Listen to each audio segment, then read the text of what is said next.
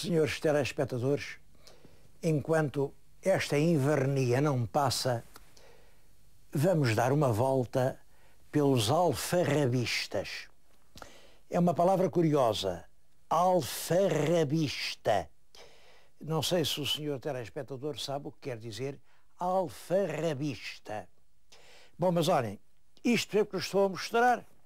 Isto é um alfarrábio. É a palavra popular. Isto é um alfarrábio. Um alfarrábio era um velho livro. E porquê é que chamavam alfarrábio a um velho livro? É porque tinha existido um sábio de cultura árabe, Ibn Tarkhan, que tinha nascido numa cidade aqui perto do Cáucaso. Ele era na região de Samarcanda. E a cidade chamava-se Farab. Portanto, os árabes, ao sábio de Farab, chamavam o Alfarab. O Alfarab, e é claro, e tinham que estudar pelos livros do Alfarab, porque esse sábio realmente foi um homem muito notável.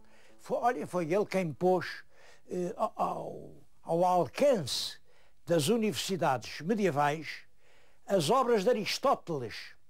Portanto, os estudantes pegavam naquele livro, o Alfarab, do homem lá de Farab. Ninguém mais soube o nome dele, ninguém mais lhe chamou Ibn Tarkhan, mas lá da cidadezinha de Farab, o alfarrábio. E depois, por extensão, chamou-se alfarrábio a todos os livros antigos. Uma livraria que venda assim livros muito antigos, como esta em que estou, chama-se um alfarrabista, porque vende alfarrábios. Tenho aqui nas mãos um mapa publicado pela Câmara Municipal de Lisboa sobre os livros em Lisboa. E tem aqui, como veem, eles ao todo são 24. Eu não podia ir aos 24 e tive que escolher. Não se podem escolher todos ao mesmo tempo. Bom, escolhi uma livraria a que estou ligado por sentimentos profundos de amizade. A livraria do meu querido amigo José Maria Almarjão. É um homem da minha idade, mas eu gostava que, para perceberem esta ligação, que vissem esta fotografia. E este é o José Maria Almarjão, este sou eu.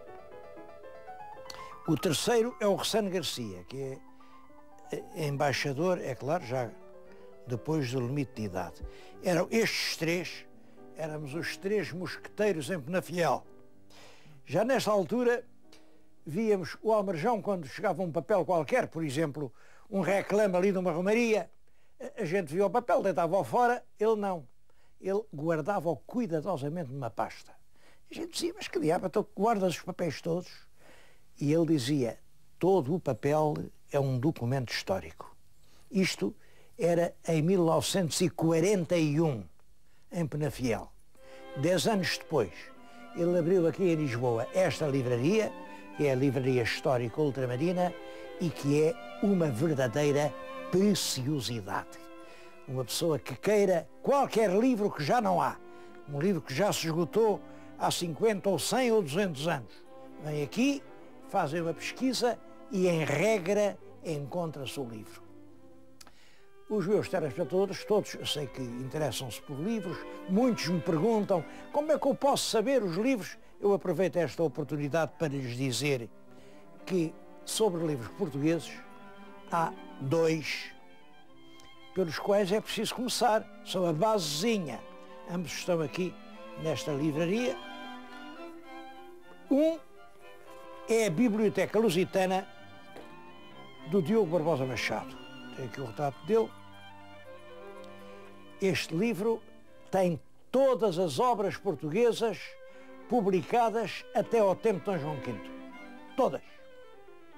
Publicadas ou até por publicar. Eu disse publicadas, devia ter dito escritas, porque ele relaciona aqui inúmeras obras inéditas de que até só se sabe que existiram porque ele lhes faz referência. O outro é o Dicionário do Inocêncio. Bom, ainda está à venda na Biblioteca Nacional. É o Dicionário do Inocêncio Francisco da Silva. Também temos aqui o Retrato do Inocêncio. E tem todas as obras, desde a Biblioteca Lusitana até ao tempo dele, que é praticamente até aos nossos dias. Quem tiver esses dois livros fica a saber que livros há em Portugal. Bom, e pode depois vir qualquer alfarrabista como este à procura de preciosidades de que não faltam. Eu vou-lhes mostrar algumas.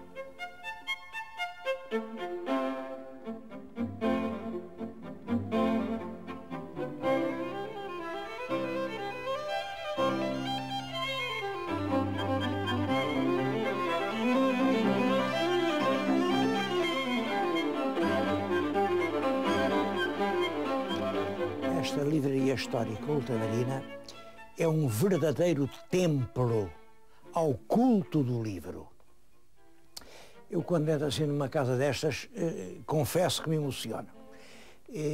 Queria, a propósito, fazer uma referência a esse excelente programa que é o Acontece, do Carlos Pinto Coelho, que tem desde há anos, todos os dias, isso é que me impressiona, todos os dias, todos, apresentado aos portugueses os livros mais importantes que vão aparecendo. Acho que o Carlos Pinto Coelho, com isso, de fazer entender aos portugueses, sem livros não há cultura. Quem quiser ter, bem, fica bem ser uma pessoa culta, está bem, mas tudo isso passa por uma coisa, ler livros. E ler livros que não são só estas coisas que agora se fazem, que têm mais bonecos. Não.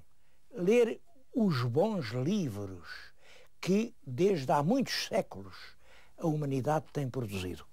Eu estou aqui realmente numa espécie de sacrário de livros preciosos.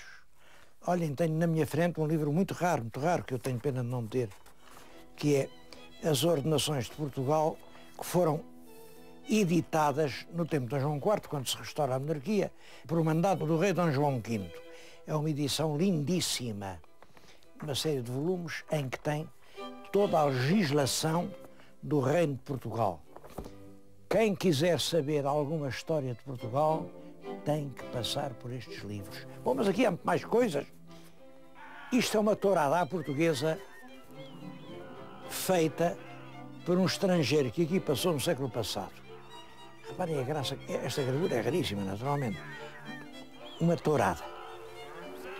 Para mim, este livro, é de 1830, é um livro sobre o bom senso. Um livro sobre o bom senso. Eu penso que o problema que nós hoje temos é que mudamos de bom senso. O bom senso marca séculos, mas de repente muda o bom senso. Este é um livro do bom senso antigo. Ainda ninguém publicou um livro do bom senso moderno. Em todo caso, uma coisa é certa: o bom senso agora é outro.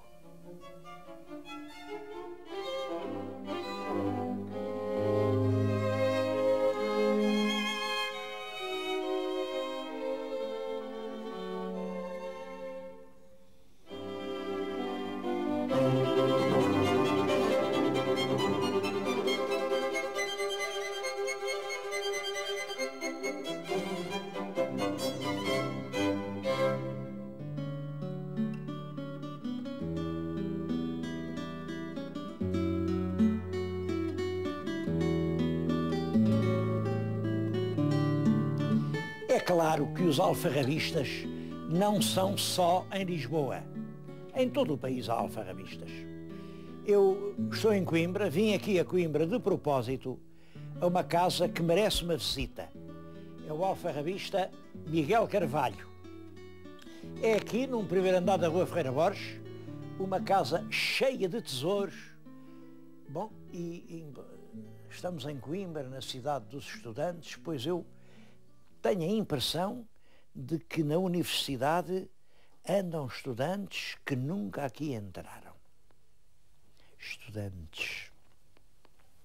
Uma casa, imaginem isto que eu tenho agora nas mãos. Isto é nem mais nem menos que uma página do princípio do século XIV, das 7 partidas do Afonso Sábio. Como sabe, Afonso Sábio é o Afonso X, que é avô do nosso rei Dom Dinis. Avô. Bom, eu, por esta letra e por estas diminutas, penso que este pergaminho é do tempo de Dom Dinis. É possível que tenha pertencido ao próprio rei Dom Dinis. Imaginem o tesouro que aqui há. Bom, mas há muitas coisas, isto é muito antigo, mas queria falar de coisas modernas. Há aqui 2 quadros do pintor Pedro Pascoinho, que são quadros que eu acho que já deviam estar no museu. Um representam a geração da Presença, os homens que fundaram a Presença, e aquele outro representa o grupo do Orfeu. São, portanto, os pioneiros do modernismo em Portugal. E ele tem aqui o número 1 da primeira edição do Orfeu. É uma coisa impressionante, porque tem uma peça do Fernando Pessoa que eu gosto muito, muito. Uma peça que quase ninguém a conhece. E uma peça que marca bem o nosso tempo, uma peça em que começa por dizer que horas são. Não há horas, os relógios não dão horas, não, foi a gente que não ouviu, não é ouvir, tu não vês o tempo, não se vê coisa nenhuma. Há aqui muitas outras coisas e, é claro, o meu telespectador está a dizer, pois é, o senhor leva-nos aos alfarrabistas, mas isso é uma coisa, isso é para gente rica. Não se engane, meu querido telespectador.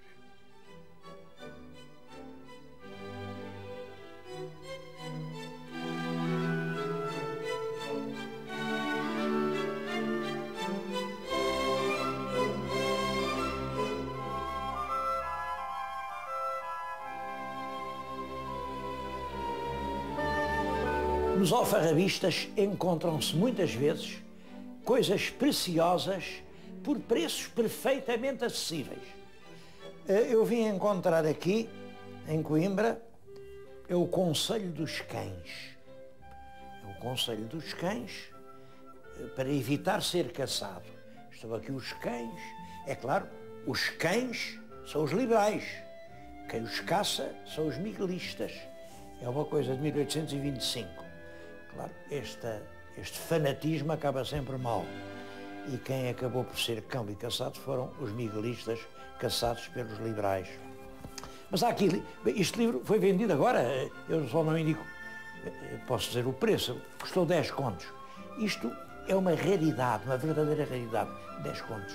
Bom, mas há aqui coisas, olha isto, uma linda edição do Garrett, são as Flores Sem Fruto do Garrett, numa belíssima edição do século passado.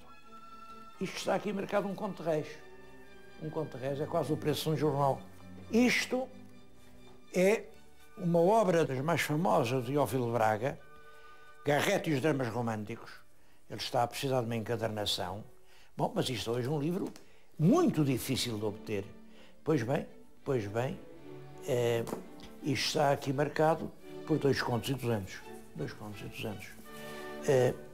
Como veem, esta coisa de que não se procura os alfarrabistas porque os livros são caros, é apenas uma desculpa que a nossa preguiça e a nossa ignorância inventou. Só não vem aos alfarrabistas quem não gosta de encontrar bons livros. Estou em Coimbra, estou a falar junto de um retrato de um grande amante do livro, do Paulo Quintela.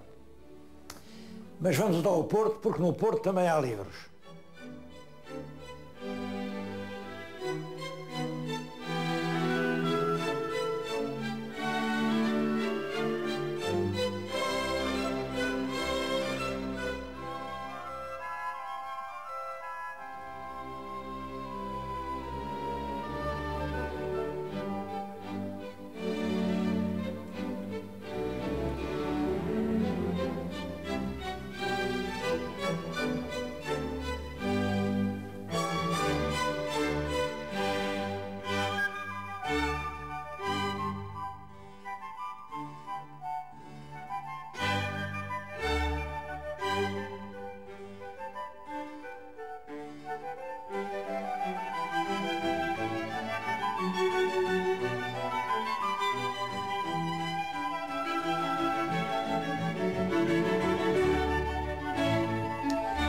Alfarrabista é um lugar onde se juntam lembranças do passado, onde o visitante tem sempre as mais extraordinárias surpresas. Isto é uma edição da Ética de Aristóteles, está ali, ainda impressa em gótico. É uma coisa da primeira metade do século XVI. É, portanto, um livro com quase 500 anos. Tenho aqui, a seguir, este livro. É um manuscrito, imaginem, é nem mais nem menos que uma cópia da crónica de Dom Duarte para Rui de Pina. O Dom Duarte, o rei filósofo, quando eu me licenciei, a gente tinha que fazer teses, eu também fiz uma tese, e escolhi o Dom Duarte. O Dom Duarte não foi por ele ser filósofo, é que era o rei mais pequeno que havia em toda a história, só reinou 5 anos. É um período dramático e ele era realmente uma figura de grande interesse. Bom, imaginem aqui uma crónica manuscrita do rei Dom Duarte. Por manuscritos tenho aqui um outro que acho também muito tocante, e este é rigorosamente inédito, nunca ninguém publicou isto. Acho que era um religioso que era fortemente partidário do rei Dom Miguel. E quando o Dom Miguel ficou vencido, e depois da convenção de Evramonte parte para o exílio, e ele faz uma série de poemas à saudade del rei Dom Miguel. Bem, os versos não serão assim, de primeiro plano literário, claro que não são. Em todo caso, têm muito interesse, quer histórico, para a gente conhecer a ideologia da época, quer até literário, porque isto já é proto-romântico. Há já aqui uma intensidade de emoção que anuncia o romantismo. Bom, mas há outras coisas perfeitamente surpreendentes. Eu podia continuar aqui, há aqui centenas de livros. Olhem, isto que aqui está, outro manuscrito. Isto é um manuscrito, também raríssimo. São a coleção de todas, isto é uma coisa do século XVII, todas as ordens enviadas às catedrais, enfim, são os decretos da Sagrada Congregação dos Ritos, enviados a todas as igrejas das catedrais do mundo cristão. Imaginem o interesse que realmente isto tem. Ou a primeira edição da História de Portugal restaurado pelo Conde de Ericeira. Só esta gravura enche a alma da gente. Bom, mas há surpresas. Vim encontrar aqui um caderninho, é um caderninho moderno, aqui, e tinha aqui um papel a dizer, chama-se O Porto e a Liberdade. E tinha aqui um papelito a dizer que eram os autores, mas estava por identificar o autor da primeira página. Bom, eu vou-lhes ler a primeira página. Porto, baluarte e tradicional da liberdade. Porto, cidade onde em horas vivi anos. Tal a onda de vibração patriótica à minha chegada para o primeiro comício da candidatura. Porto, as minhas homenagens comovidas. E a assinatura que não tinha sido decifrada, Humberto Delgado. Quer dizer, o general Humberto Delgado, quando fez a sua candidatura, ao chegar ao Porto, encontra um grupo de amigos que assinam as páginas seguintes. Isto é do António Luís Gomes, isto é do Coronel Herrera Ribeiro, isto do Ramos de Almeida. Esta é muito bonita, porque é um pintor, a liberdade que se acolhe à sombra do Porto. Esta é do José Régio, é também muito poética. Do Tomás da Fonseca, do Paulo Quintela. Agora, este depoimento do general Delgado, ele próprio ainda surpreendido com a onda de entusiasmo que a sua chegado ao Porto, despertou e que diz, isto deve ter sido feito à hora do jantar, ofereceram-lhe um jantar, que em horas viveu anos nessa idade, é realmente um documento que ainda hoje comove.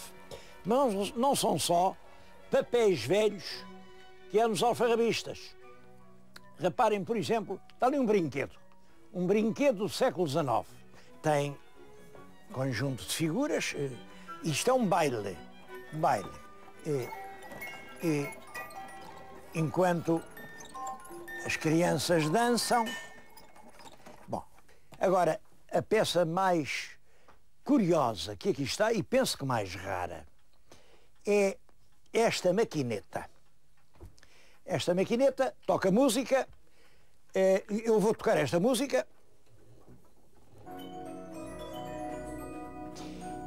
A música foi composta em 1888 por um entalhador de Lille.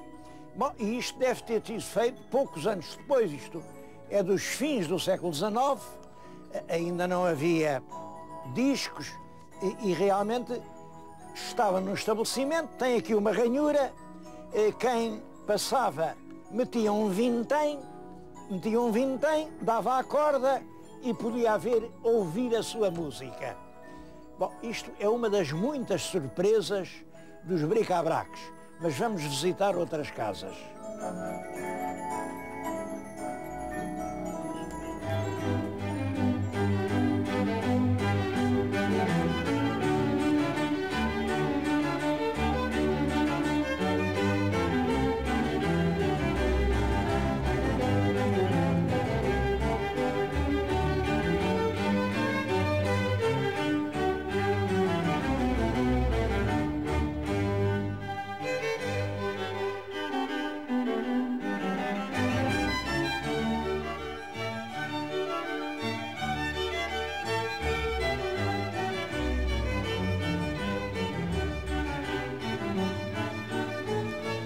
Essa curiosa Internacional em disco está no Chaminé da Mota, que é no Porto, fica em frente da Misericórdia do Porto. Vale a pena ir lá.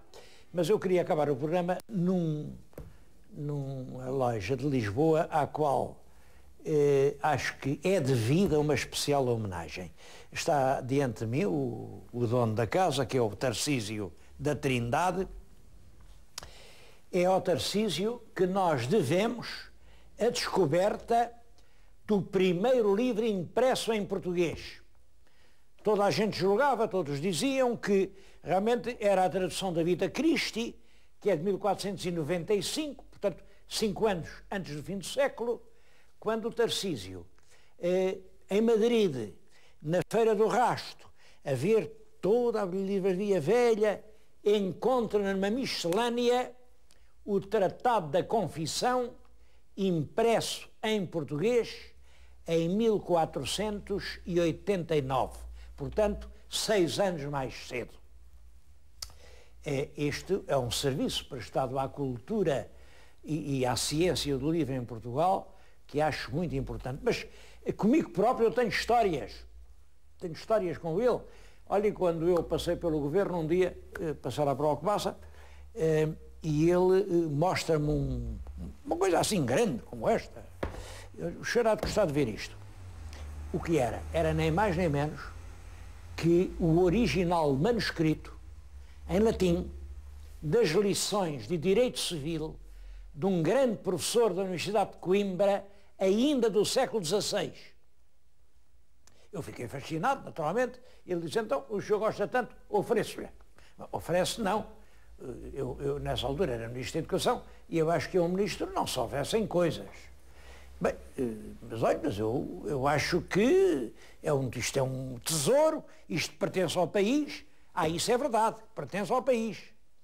Então, se o senhor, em vez de me oferecer, de me constituir depositário para mandar isto para a Biblioteca da Universidade de Coimbra, eu aceito com os meus agradecimentos.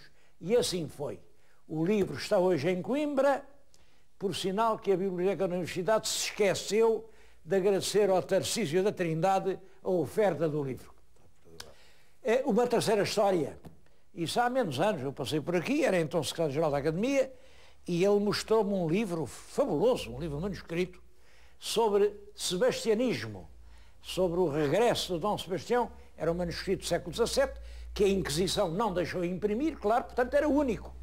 Era único, eu fiquei fascinado, então, e quanto custa isto? Bem, claro, custava bastante dinheiro. E eu disse, olha, eu vou ver se a Academia tem dinheiro para lhe comprar. Fui lá, mas na Academia, aquilo teve sempre pouco dinheiro, a gente, imagina, nessa altura, era já ao fim do ano, tínhamos 16 contos para comprar livros. E eu passei aqui e disse melancolicamente, meu amigo, olha, venda lá o livro que eu não tenho dinheiro para ele. Então quanto dinheiro é que o senhor tem? Tenho 16 contos. Aquele livro custava quase 10 vezes isso. E ele disse-me, então passo-me o cheque dos 16 contos.